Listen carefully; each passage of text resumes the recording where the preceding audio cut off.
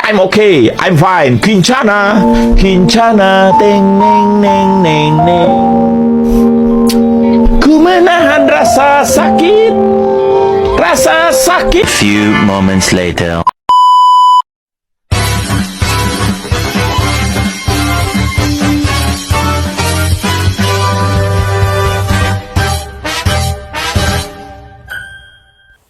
Assalamualaikum warahmatullahi wabarakatuh. Nah, di sini saya akan menjelaskan tentang materi Perang Teluk II. Sebelum membahas Perang Teluk II, istilah perang juga dikenal dengan istilah invasi. Invasi merupakan gerakan militer di mana pasukan bersenjata suatu negara menerobos wilayah kekuasaan suatu negara lainnya dengan tujuan merajai area ataupun merubah rezim yang bertahta. Selanjutnya, faktor yang melatar belakangnya invasi Irak ke Kuwait erat dikaitkan dengan masalah ekonomi yang dialami Irak pasca selama perang 8 tahun dengan Iran. Menurut Kamran Mofid, seperti yang dikutip Emrisa Sihabudi, nilai kehancuran infrastruktur ekonomi Irak sejak berkobar perang Teluk sampai Juli 1988 mencapai angka 67 miliar dolar Australia. Jumlah tersebut belum termasuk dana yang harus dikeluarkan Irak untuk membeli peralatan militer.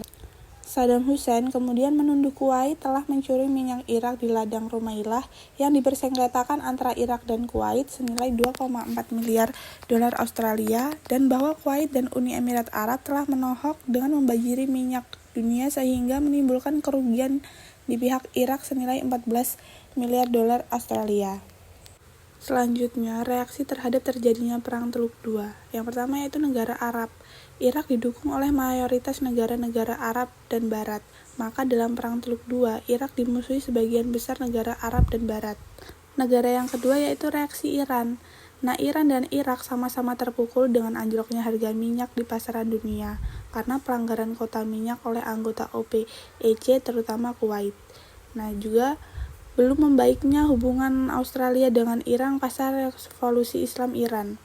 Yang ketiga, berkaitan dengan masalah konflik yang berdimensi religio, ideologis, dan sosio-historis antara Iran dan Arab Saudi. Yang ketiga, sikap RRC.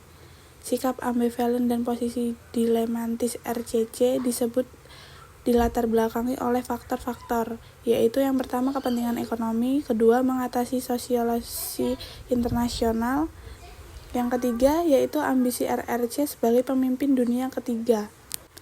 Yang selanjutnya, sikap Amerika Serikat invasi Irak ke Kuwait merupakan pukulan keras bagi administrasi Bush sebab dipresentasikan ancaman serius bagi kepentingan Amerika Serikat di wilayah Teluk Persia untuk menjamin agar minyak terus mengalir dan mencegah munculnya hegemoni musuh di region Teluk.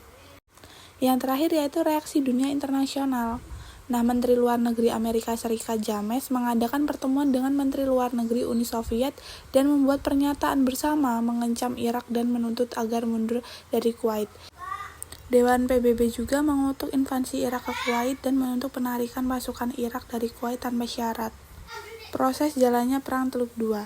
Jalur diplomasi antara Irak dan Kuwait maupun Arab Saudi mengalami kegagalan sehingga Irak menggelar pasukan di perbatasan Irak-Kuwait pada 2 Agustus 1990 pukul 4 waktu setempat. Sekitar 3.000 tentara Irak dengan didukung 3.500 tank, puluhan rudal Skun, MiG-29 dan beberapa pesawat Mirage menyerbu Kuwait.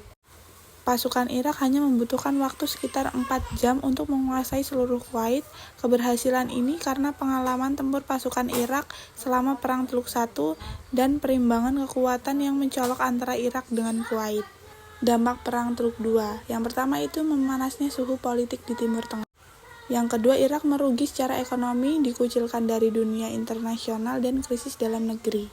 Yang ketiga, normalisasi hubungan antara Irak dengan Iran. Akhir Perang Teluk II. Upaya penyelesaian Perang Teluk II dilakukan baik melalui jalur diplomasi maupun militer. Pada 1 Agustus 1990 di kota Dajjah, Arab Saudi, delegasi Irak di bawah pimpinan Wakil Presiden yang juga Wakil Komandan Dewan Revolusi Irak, Jenderal Izzat Ibrahim mengadakan pertemuan di meja perundingan dengan Perdana Menteri atau Putra Mahkota Kuwait, Syekh Sa'ad Abdullah Al-Sabah.